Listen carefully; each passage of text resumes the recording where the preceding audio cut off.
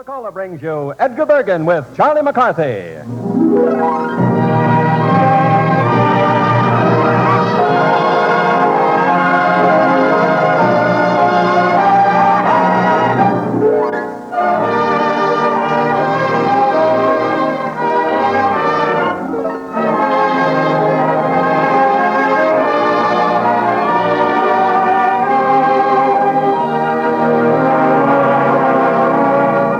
It's Sunday night, and time again for Edgar Bergen with Charlie McCarthy.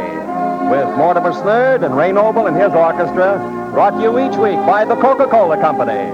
Tonight's special guest is the motion picture and radio star, Dick Powell.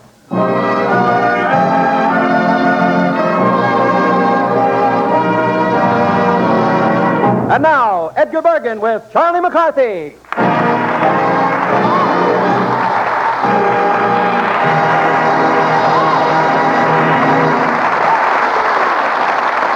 Well, Charlie, here we are. Oh, gee, Bergen, how do you think up those clever opening lines? Oh, I guess it's just a knack. It must be, yeah.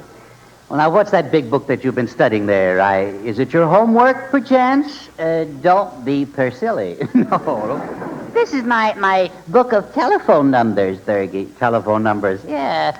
I want to see what girl's turn it is to live tonight. Oh, I see. Charlie, I might have known that. All you care about is girls. No, I'm beginning to appreciate older women, too. Oh, you are? Yes, I've got some here that are nearly 17. So, yeah. Young man, you should throw that book away. What, after all the work I've done on it? No. Look here, just look at it, Bergie. I've got them all classified according to their hair. Oh, now there's a natural blondes and unnatural blondes and premature blondes. Then over here I have Titians and imitations. Well, how can you waste your time that way? Yeah? You know I attend strictly to business, never give a thought to girls. No. You should be ashamed. You should be embalmed. Oh, no. Charlie, I can see now that it's time that I had another serious talk with you. Why? Have the birds and bees made some new discovery? No. Oh, you take it so heavy. Yeah. I want to talk to you about your future. That's why I've asked a vocational guidance director to come here today. Uh-oh. You can talk over what you would like to do and make of yourself in the future. Talk about the work that you'd like to do. Well, that's going to be a mighty short discussion. Yeah. I don't see why. There are many fine professions. Why, you could be a surgeon. You might even write a textbook on surgery. Yeah, that's nice. I could call it Inside People. Perhaps you'd rather be a dentist. It's such a grind. I know. Or you could be an architect. You could design public buildings. That ain't bad. I could draw plans for a school with no entrances. All right. You might even be a lawyer. Yes, you might even be a judge. Now you're talking, Bergie. You'd like to be a judge. I would. Really? Yes. A judge of bathing beauty contests. There you are, right back to girls. Oh, I'm lucky, yes. Charlie, what sort of a job would you prefer, really? Well, I wouldn't mind being a horse trainer on a merry-go-round. Oh, now, please. No. No, I think I could capture dinosaurs for a living. Dinosaurs? Yeah. There are no dinosaurs alive today. No. Well, I'll wait until they make a comeback. No. Hey, get a load of that character that's coming in over here. Hello. I am Thomas T. Thomas, the Friendly Credit Vocational Director. Welcome. The right man for the right job, by George. That's our motto. Well, Mr. You Thomas. sent for me? Yes, I did. Yes, Mr. Thomas, yes. And here's the young man for whom I want you to find the proper career. Well. So this is the little square peg. I resent that. This is a hate at first sight case. Do you think you can help him, Mr. Thomas? Oh, yes, Mr. Bergen. Of course I can. Lots of people don't know what they're fitted for, and it's my business to give them fits. To give them fits.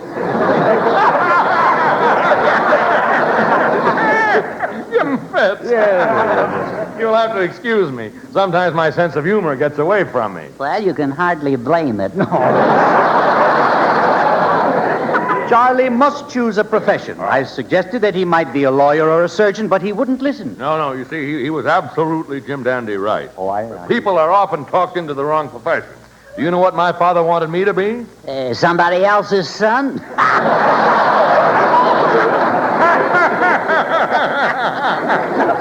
Jim Fitz. Oh, how Milton Berle must envy me tonight. Bergen, this happy hyena is not going to help me any. Oh, yeah. No, wait a minute. I haven't given up yet. No, indeedy. Let's test your mental responses. Yeah. Now, here's what we're going to do. Very interesting. I'll say a word, and you tell me the word it makes you think of. Shoot. Bang.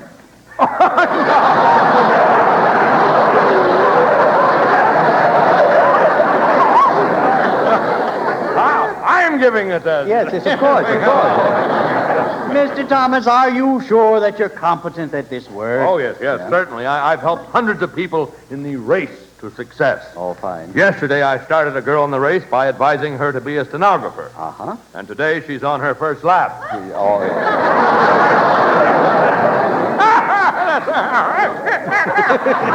On her first lap. Oh, I chalked up another one. Yeah. I am afraid you're not very helpful, Mr. Thomas. Oh, you're absolutely right. I may as well leave. With this kid, I've run into a log jam. Yeah. Run into a log jam. Yeah, we heard it, yes. Oh, Thomas, you're really a tease tonight. Well, I'm sorry about that, Charlie. I guess you'll have to choose your own profession. Well, I've already decided. I want to be one of those detectives. A detective? A private eye. You want to be a private eye? If it's good enough for Dick Powell, it's good enough for me. Well, Charlie, Dick Powell isn't really a private detective. No? No. On the radio, he plays the part of Richard Diamond, private detective. But in his new picture, Mrs. Mike, he's a Northwest Mounted Policeman up in Canada, you see? Well, that's still a private eye. On horseback. Yeah. In bad weather. No. You're determined to follow that career, are you? That's for me, Bergen. That's for me. With those private eyes, dames are dime a dozen. And they've always got $1 worth. Yes. All right. Dick Powell is a friend of mine. I'll go and see him and ask him to give you a job as his assistant. Oh, Bergen, you're a pal. You know all those things I said about you? You know that you were lazy, stingy, and stubborn and cranky? Yes, Charlie. Pick out one of them, I'll take it back. All right.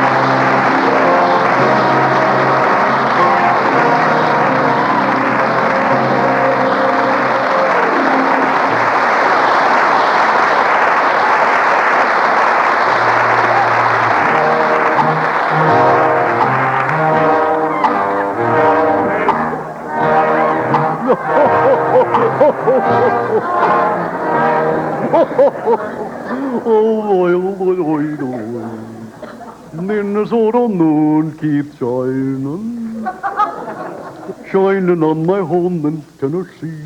Hello, Mr. Bergen. Well, Mortimer, this is a surprise. You know, I'm on my way to see Dick Powell, and here I meet you. Where? Well, here. Who? You. Why? No, never mind.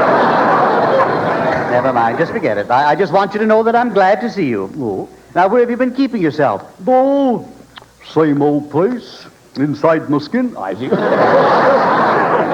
I make 'em up, you see. Yeah, I know. Yeah.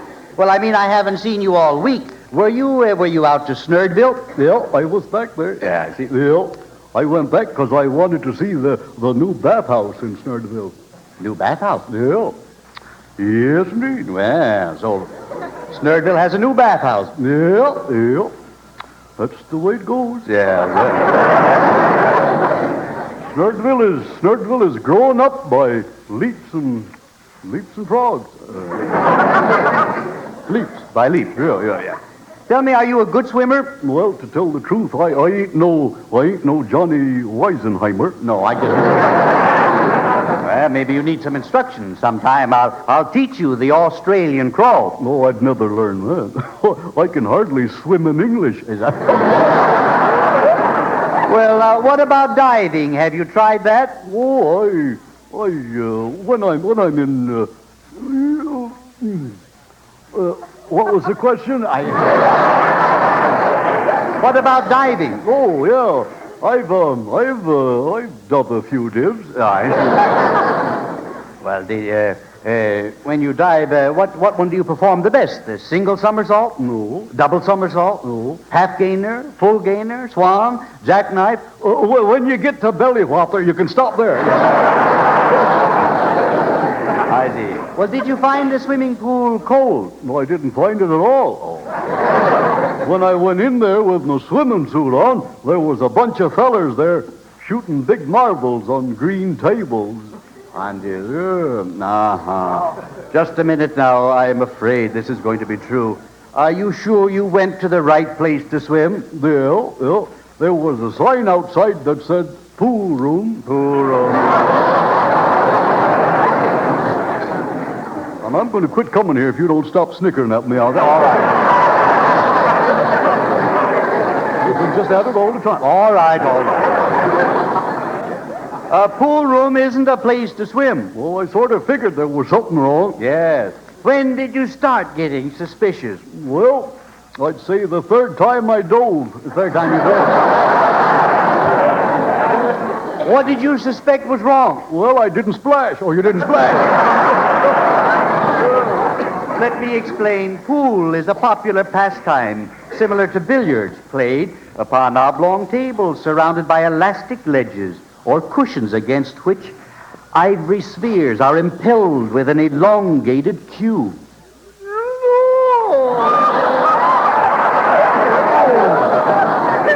Well, anyhow, it's lucky there weren't no water in the pool. I might have never got out alive. Well, now, why do you say that? Well, there was a sign on the wall that says, look out for pool sharks. Pool sharks.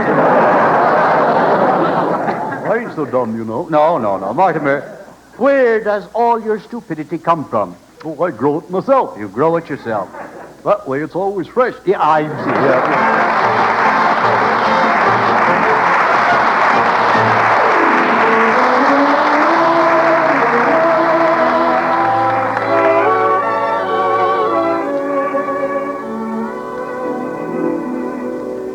Speaking for your host of the airwaves, the Coca-Cola Company, let me remind you that today, tomorrow, every day, at service stations everywhere, the familiar red Coca-Cola cooler is your host of the highways. Just as with frosty bottles of Coke on its shelves, your own refrigerator becomes a host to all who enjoy your home.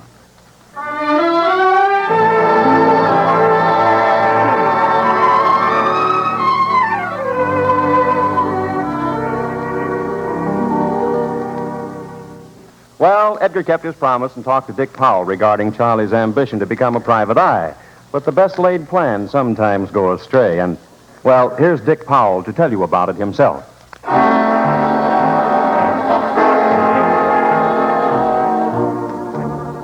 Yeah, I'm Dick Powell.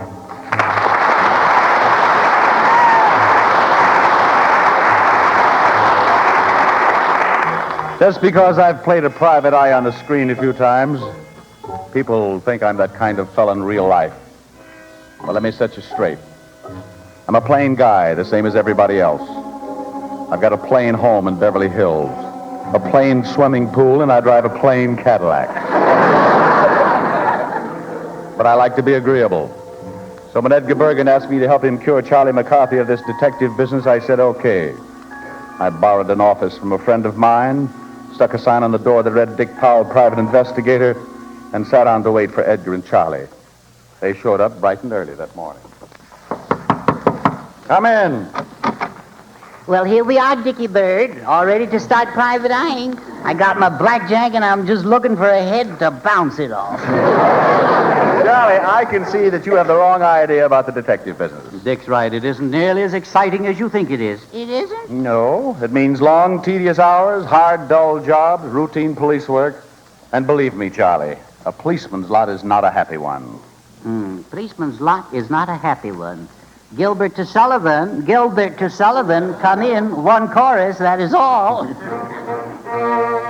When a felon's not engaged in his employment, or maturing his felonious little plan, his capacity for innocent enjoyment, is just as great as any honest man. Our feelings we with difficulty smother, when constabulary duties to be done. Take one consideration with another. A policeman's lot is not a happy one. When constabulary duties to be done. A policeman's lot is not a happy one. Who cares about policemen? I want to be a private eye. It's even worse for a private peeper, Charlie. Listen. We get slugged and slapped around on every caper.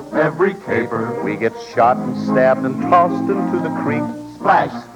Our exploits are featured in the daily paper. But they're very, very tough on the physique. It may seem a vital way to earn your victuals. You may think mayhem and homicide are fun. But you'll find while you're reclining in hospital that a peeper's lot is not a healthy one. When private eyeing duties to be done, a peeper's lot is not a healthy one. Well, Charlie, my boy, what do you say now? They could torture me and hit me with a hammer. But still, I'll be a mighty lucky guy. All my clients will be gorgeous gals with glamour. And in private, I'll be giving them the eye. You'll get gals who don't know how to hold their hubbies. I will? And gals whose devastating days are done. So what? You'll get homely ones and skinny ones and chubbies. I like them all. A peeper's lot is no romantic one. When private eyeing duties to be done. A peeper's lot is no romantic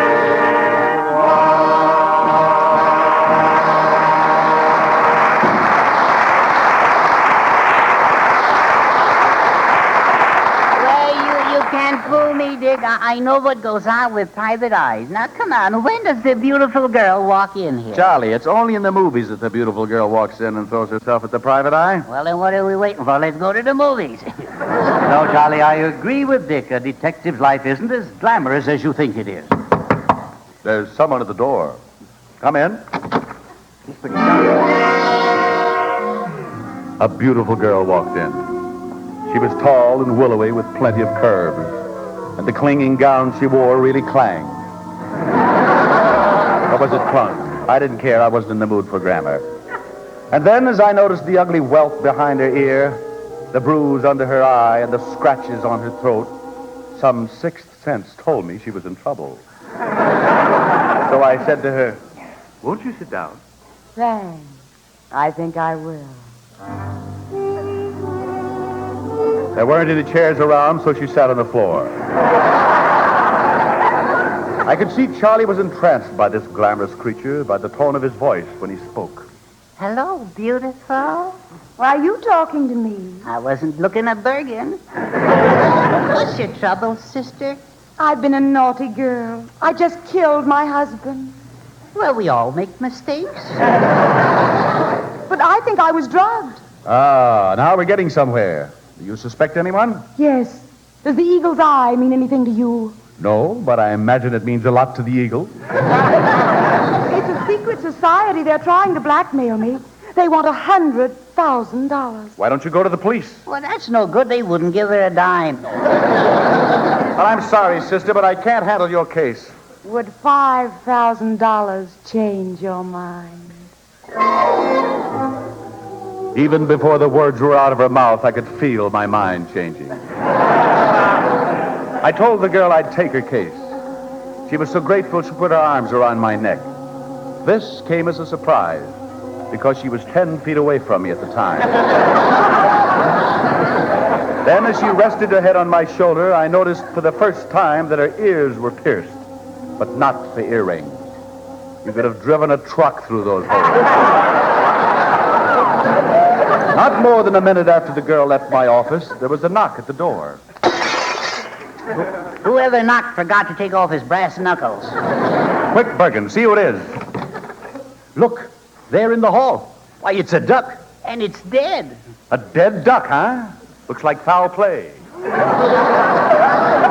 Wait a minute, there's a note attached to its leg. A note? What does it say, Dick? It says here, lay off this case, or it'll happen to you what happened to this duck. And that shouldn't happen to a dog. Signed, the Eagle's Eye.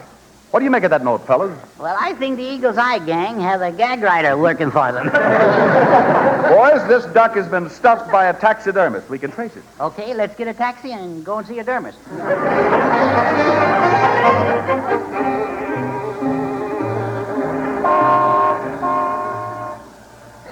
Well, here's the taxidermy shop. Let's go in. Oh, it's a musty old place. I wonder where the taxidermist is. Hello, friends, and welcome, friends, to Ursel Twing's Tidy Taxidermy Tavern. Mr. Twing, do you stuff birds? Well, now you asked me a very, very nice question there. Yes, As a matter of fact, I do.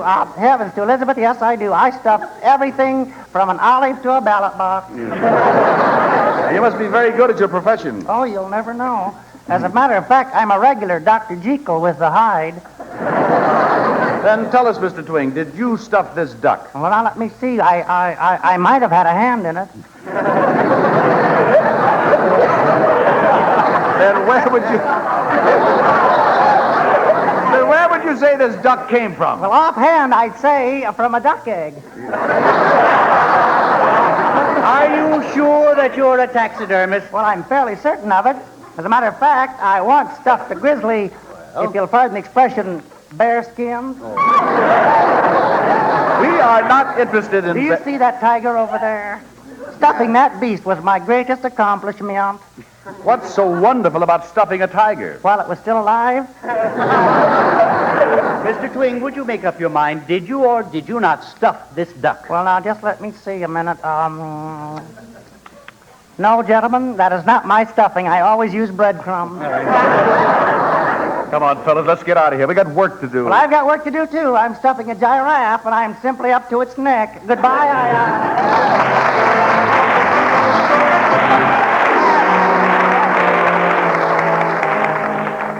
Well, we weren't solving the case, so I decided it might be a good idea to drop in on the girl.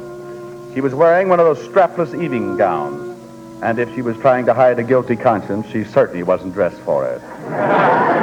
She seemed surprised to see us. Well, I'm surprised to see you. There are a few questions we want to ask you, Miss... Oh, by the way, you didn't tell us your name. It's Mary. Mary, what a pretty name. Mary Krummelgruber. Mary, what a pretty name. Why, say there. I say, hello. I hope I'm not intruding. Well, who are you? Okay, now start talking. Well, I'm this lady's next-door neighbor, you see. I come in here often by mistake. Now we're getting somewhere. Did you ever see this duck before? Oh, yes. She belonged to my murdered wife. She was a pet. Ah, very interesting. Tell us more about your wife and the duck. Well, she had a habit of going out in the backyard and scratching in the garden, you know. The duck? No, my wife. She had the hives. And in the evening, she had a habit of sitting in the easy chair by the fire and listening to the wireless. Your wife? No, the duck. No. Oh, it's just crazy about Laminate. Exactly what did you do after the murder? Oh, I just picked her up by the feathers. Your wife or the duck?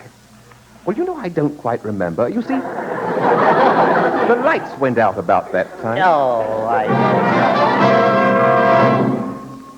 Little by little, things were starting to make sense, although not to me. I knew if we could find the person who drugged Mary and murdered her neighbor's wife, it would lead us to the dirty rat that killed the duck. Then the police moved in. I was in the office talking things over with Bergen and Charlie when Inspector Farrell walked in. Farrell wasn't one of your old-fashioned flat-footed cops. He was of the modern school, college-bred, cultured, and soft-spoken. He came over to me and said, Faith and the jobbers! Is it you that's mixed up in this murder, Dick boys? Yes, Inspector, and these are my two assistants. Faith and the jobbers! No, Bergen and McCarthy. And now, be jobbers, what's all this I'm hearing about your digging up a dead duck, Dick?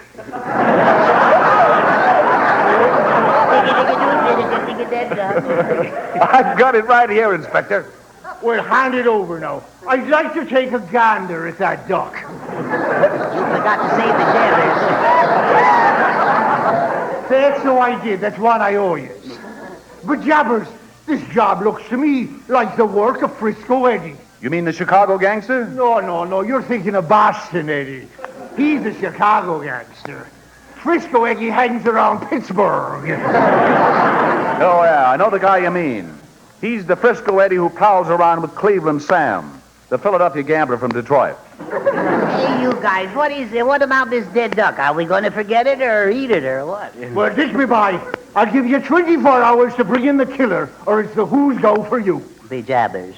Thank you, me boy. Well, now I got to be going. I'm after parking my car in a 20-minute zone, and I can't afford to get in any trouble with the police. So long, jobbers. So long, Inspector.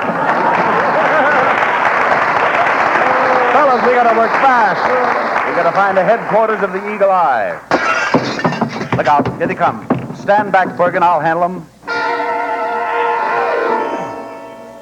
I don't know how long I was unconscious. There must have been a dozen thugs who broke in and beat up Edgar, Charlie, and myself. I staggered over to the mirror and saw there was a mouse under my eye. But when I went to feel it, it ran away. I looked at Edgar and Charlie. They were just coming to. I feel like I've been hit on the head with a sledgehammer and run through a mango. Every bone in my body aches. I wish I felt that good. No more private eye stuff for me, Charlie. I hope you've learned your lesson. Yeah. Don't worry, boys. We won't let them get away with this. The fun is just beginning. Did you say fun? Sure. We're going after that gang. You and Charlie meet me here early tomorrow morning. When I turned my back, something struck me, and I fell to the floor unconscious.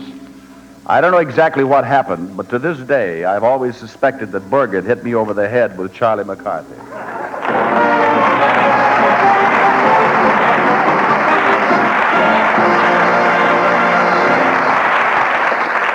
Edgar Bergen will be back in a moment. But in the meanwhile, remember, folks, whoever you are, whatever you do, wherever you may be, when you think of refreshment, think of CocaCola. For CocaCola makes any pause the pause that refreshes. And ice-cold CocaCola is everywhere. And now, here's Edgar Bergen.